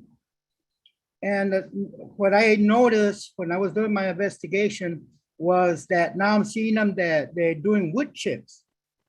I seen a couple of piles going towards Gorman, the ranchers right there. They started doing wood chips, and I was wondering, how nice that was compared to burning them. Now we don't have pollution, but now my point is, what are they doing with the chips? If they're using it properly, because we have to remember these trees been decades and decades of pesticides, and they've been using, whatever to make them grow and give out fruit. How they're disposing with them. That's what I would like to know. Because that's a good idea. I mean, I like the idea that they have wood chips now, but the thing is, my problem is, what are they doing with them to dispose them? Absolutely. So I'll answer just high level, but definitely you're bringing up a good point of multiple programs and innovative new programs that actually a lot of people on this call have helped us develop that are in action here at the district. And one of them is, we call it Alternatives to Ag Burn Program, which is alternatives to what Mario just mentioned. Instead of burning piles of wood, which is right now a lot of farmers have been phasing it out and have been looking for alternatives, but still it's one of the main practices for removing fields and orchards to plant new crops. We have actually worked with a lot of farmers in the area and launched a really, really big initiative recently to do it with as many people throughout the valley, especially in impacted areas like Kern, to help them chip it, as Mario mentioned. Most of the time, if it's feasible and they understand the science way better than I could explain, they do incorporate it in the soil. Sometimes it has healthy benefits for the soil. As you mentioned, maybe not always. And so in that case, I think there are alternatives, whether they're hauling it away or getting rid of it in some other clean way. But the way that they take advantage of the program we have is to make sure it isn't burned and it isn't polluting in the way that it could be polluting if it was burning. So yes, like I said, we could totally talk more about and maybe even Kent as a farmer knows more about that, but most of the folks that are taking advantage of this are incorporating it back into the soil. Yeah, that's a very positive way. And I put that on my drawing board too, because I like to analyze the point, what it is. And not only that, I go out of the box to see the negative part of it and try to figure out what could we do the positive.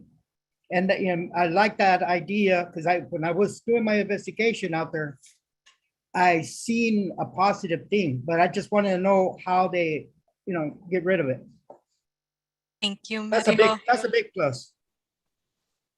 Thank you so much. Kent, I see your hand raised, and then we have one question in the chat from Lorelai, and then Evelyn. So Kent, go ahead. Yeah, thank you, Alejandro. And Mario, one answer to your question, and Jessica mentioned it. So we reincorporate the wood chips into the soil. It helps for water retention, and we also even spread it on our roads to act as a dust binder to reduce dust. And we do several things with it. Cogen plants would have been the answer. They're not available or viable anymore, cogeneration plants, and it's stationary emissions on that. So the district won't allow us to do that. You will not see too many fires ever again in Kern County that are deliberately lit. So it's a step in the right direction. It's hard for some of us to implement it because we always used to do it differently. But we're changing, the ag side is changing as quickly as anything can. And I appreciate the support of Jessica. Can I ask Can I ask Alejandro real quick about the emissions of trucks driving through town, particularly on, say, Route 223 and 184?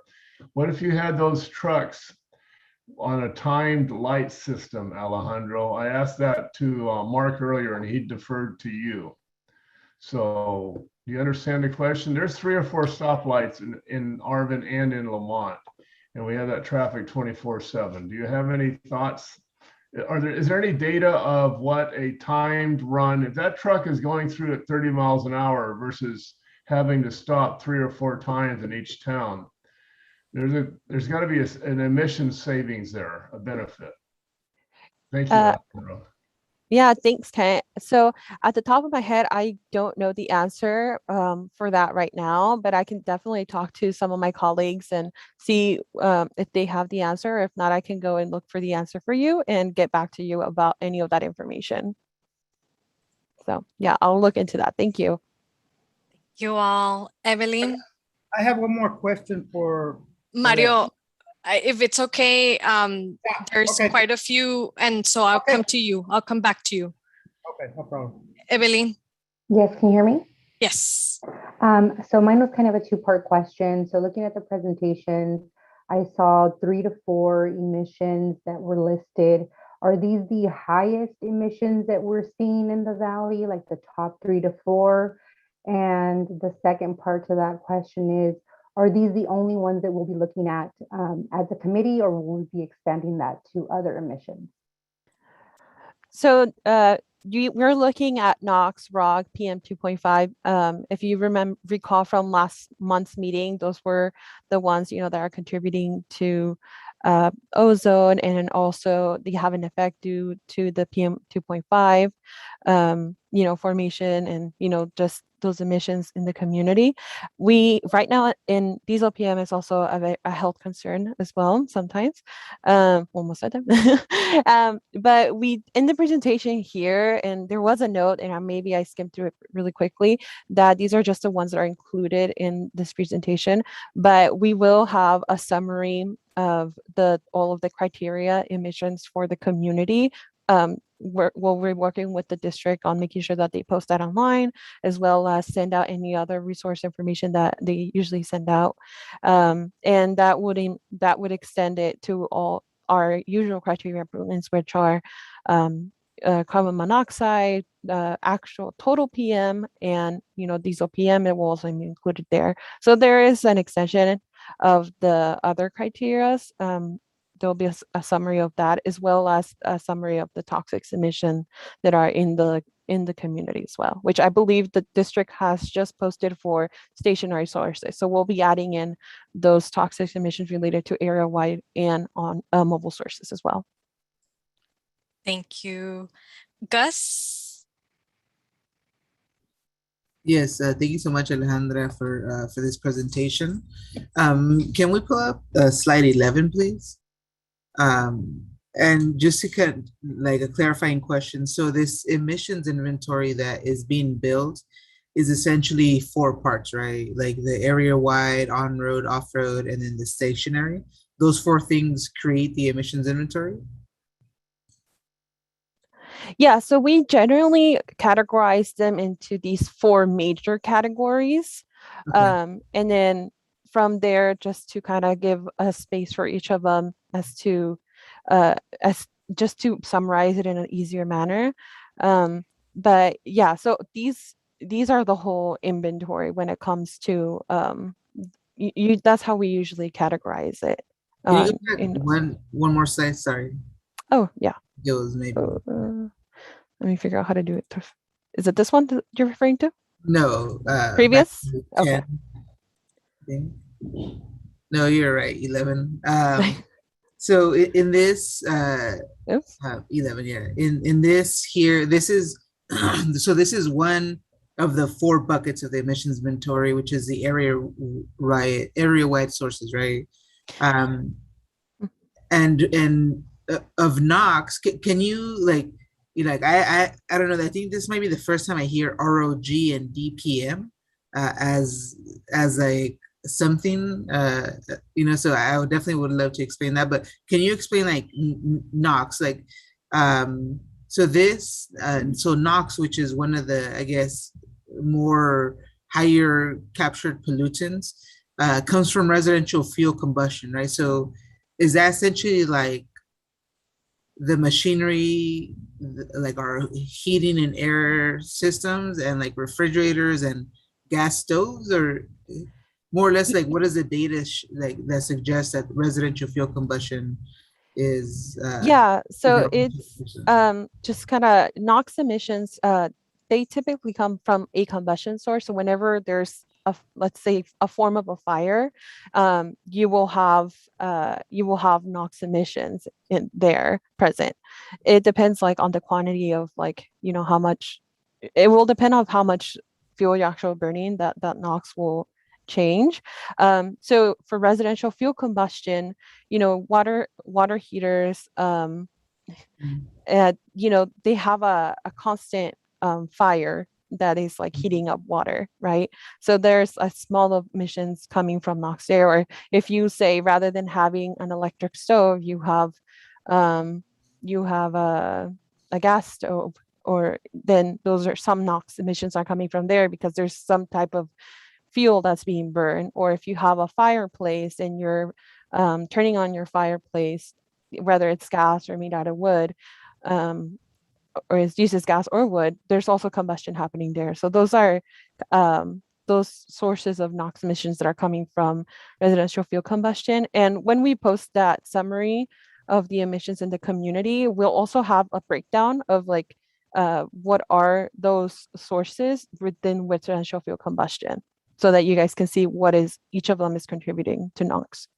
Okay, and I see, I didn't see it earlier, but I see now the index or the glossary or whatever it's called at the bottom, that reactive organic gases. So this is essentially, so in this community there, I think it's towards the bottom center of the map. If it is included, that there's a composting facility there. So ROG would be emissions coming from sources like that. Is that the primary, like the 73%? Is that is that kind of emissions from a facility like that? Yeah. So that's pretty, you're pretty much hit it right on the mark. And those are ROG emissions that are estimated that are coming from the composting facility that's within the community. Okay. Yeah. Okay. And then I just to clarify, ROG is a term that it's interchangeable at the district. You've heard us use the term, and Mark mentioned VOCs. And so I think maybe, and we'll work on this between CARB and the district to make sure we use the same, and that's totally our bad. We're learning, but we'll make sure that it's the same, but that's the same, we're talking same when we were talking about ROG and VOC. Okay, cool. That makes sense. And then, and thanks, Mark. I don't know if I gave you the thanks for the presentation. And so DPM is a diesel particulate matter. Is that essentially like the combustion of diesel, like in diesel in heavy or medium, heavy, lightweight? Yes. Yeah. Okay. So it comes, you'll always, you'll have diesel particulate matter emissions when you're combusting, or when you're combusting diesel in an internal combustion engine. Yeah. Okay. And can you go to the next slide, to 12? Yes, here you go. And so this is off-road mobile, right? And so this is all like so it's pretty everything except vehicles on roadways. It's another way to kind of think about it. So you've got all your type of equipment. If you have any trains, we account for planes too, but there's none in the community. If you were to live at a port, it would be like the ships that are in that area and all that. Okay. And lastly, can you go to the map that was like the quadrant, like that had the four? Yeah, I believe it's a couple slides down.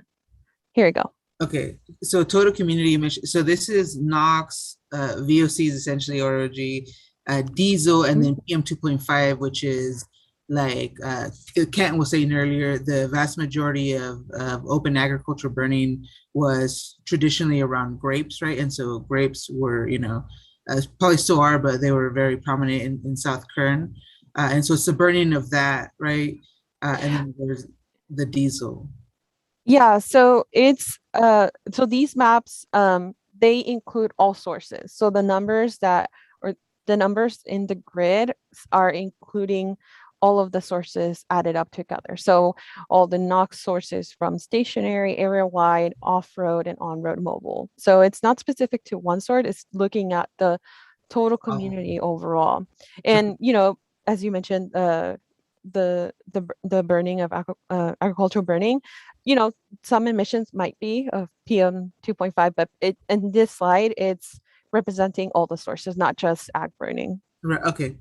Cool. And so I think this is like a somewhat of a visual representation of what Kent had mentioned earlier, of like the dimensions of like Highway 223 and others. And I think, like, at least from my end, looking at this, like, there's a visual representation that Main Street in Lamont that runs all the way down to Highway 223, which is Bear Mountain Boulevard. Like, it's very indicative of like heavy pollution trends, right? Both NOx, VOCs, PM 2.5, and then diesel. And then again, you see that same representation at the bottom where Arvin is. And then right above Arvin, which is a lot of like the food processing. And if you go back several slides, don't do this, but if you look back several slides and you look at the area right sources and the PM 2 or the off-road, a lot of it is contributive of food and agricultural processing, right? And so that's very, very evident in this map. So I think this map is very useful to just look at it, right? And each one of the different 4 squares is telling you a different story within the pollution of NOx, ROG. But it shows, you know, like this almost somewhat ground truths. At my organization, CCJN, we have a community-based reporting platform, and we get a lot of reports from this region. And this really kind of just ground truths, like the concerns and reports that come from residents. So I very much appreciate this map, and obviously the maps that the Air District showed as well. Yeah. Thank you. Oh, go ahead. I just wanted to add, sorry about that. I am aware that this slide is not on the current posted version. So I will work with Jessica and everybody else at the district to make sure that this is sent out as well, and along with that summary of the summary of the emissions for the community. Thank you so much. And we are cutting into our public comment time. So clearly this is a topic of a lot of importance and folks really want to learn more about. So we are keeping track of all the questions. So for now, I'm going to ask everyone with remaining questions to type them in the chat. And Alejandra, if you're able to respond to them, but also we will have an FAQ after that will have Alejandra's response, even if she's not able to get to it now. So I'm going to ask that so that you all can get out of here on time and respect your time. I'm going to transition it over to Jessica, and thank you, Alejandra, for your presentation. Jessica, if you want to walk us through our next steps and wrap up and to get us started with that. Absolutely. I threw it in the chat, but that map that Gustavo was just asking questions about, we plan to have an interactive version of that map. So you can click on each of those squares. You can understand what's contributing to those dark spots versus the light spots. So we are working, as Alejandra said, and thank you, Alejandra and Mark, on getting that up for everyone. And we will let you all know when that is posted. And we will also post the most recent update to the slides and the tables that outline everything that was just mentioned. I also want to let you know that we will work with the co-hosts to Emma's comment at the beginning of the meeting about agenda setting and making sure other people can get involved. So we'll work with the co-hosts and let you all know. And thank you, Emma, for that comment. I also just wanted to let you know that the next steps, as I mentioned earlier, are to kind of take this and move forward on how we're going to monitor in the community and build a community emissions reduction program. So definitely look forward to that being a part of the next meeting. Great. Thank you, Jessica. And just because I want to share my screen for a moment and just so that you can start reading some of the action items that our team took down. And this will be made available to you after as well. So I will leave it on here. Look at the bold for easy looking at just the main picture of what each item is being documented. All right. So I do want to make time for the public comment, and I see a hand raised. So I'm going to go to that part of the meeting. And again, we will share these action items after. So I will share the public comment slide, and then that way we can continue hearing from a couple people for a couple minutes. With that, there is a phone on here, 819. So I'm gonna, you can press *6 to unmute yourself, and you can speak now. Hello, this is Laura Rosenberg. What are the places everyone would like to be monitored for PM 2.5? Very soon I'll be up there. So I have a PM 2.5 monitor and a total VOC and a formaldehyde monitor. What sites would you like me to go to? Hi, Laura, good to hear from you. I definitely think, like I mentioned, maybe next meeting, we're going to start working on an exercise where we can take both CSC and public comments on locations for monitoring and understand both the ground truthing and monitoring that the citizens are doing, such as yourself, as well as the air district. So definitely stay tuned, and we look forward to that continued conversation, Laura. I also need the phone number of Bianca Santoyo, I think. That's who I was supposed to speak to, and I can't find her number, or I just don't have time to find it. All right. She's asking a question where she could put the monitors. But where should I go with the monitor? It's a mobile one. A mobile one, right there on Panama Road, and I forgot what is it? Close to Comanche? Or not Comanche? Malaga? Malaga's a road or a school? It's a road. We will have to connect to Mario, and we'll share this information so that we can have this conversation as a follow-up. Sounds like an action item that we can add. So just so you know, we went ahead and added the action items that we've been keeping track of that you all shared today. One of the new things that you'll see us introduce to this process is, as we're listening to your action items, is including those in the notes that we're taking and developing an FAQ, a frequently asked questions. So Mario, you had a great questions today, a lot of comments. We want to make sure that we're tracking that. So we're going to start that process and ensure that it's a transparent one, so that when we come back to the next meeting, you can see that those questions either have been addressed or they continue to be unanswered. Yeah, because I got one more question for that young lady. Alejandra? Yes. Yes. Does your monitors test the air for wastewater and for the cars? Or they're totally different smog?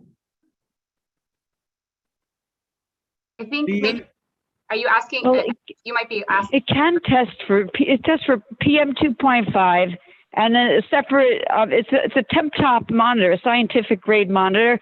But I also have a purple air monitor too, which I'm going to put on if I get a high spot. And I'm going to, because that's more accurate, I'm going to use that when I find a peak. I can go survey around with my other one, which is very simple to use. It just powers on and measurements show on the screen. And how many miles does it test? Hey, again, it just tests whatever's blowing by in the present air where I'm standing. These are the details that you want to share. So it sounds like this might even be a topic that we can discuss in more detail at the next meeting. So unfortunately, we don't have time to go through those detailed questions right now because we are 4 minutes over time. Yeah, because this is a very important. Yeah, so, you know, Mario, and I'm sorry, I didn't catch your name. If you want to put your email contact information in the chat, be a great opportunity for you two to connect. There's no need to wait. And we can That's get the only it. problem. I'm not good in computers. That's the only bad part about it. Claudia, we can reach out to you. We have Laura's contact information. We can reach out to you and connect you both. And like I said, we'll talk in a lot of detail about air monitoring actually at the very next meeting. And the co-leads heard the comments as well, so they can help kind of keep us on track and make sure that we address the community. Yeah, because I got a lot of questions. I got a lot of things I need to fix right here in our for Lamont and Arvin. I got a lot of things I had to show. That's why I'm here. I'm here to clean up the mess they did. Okay, thank you.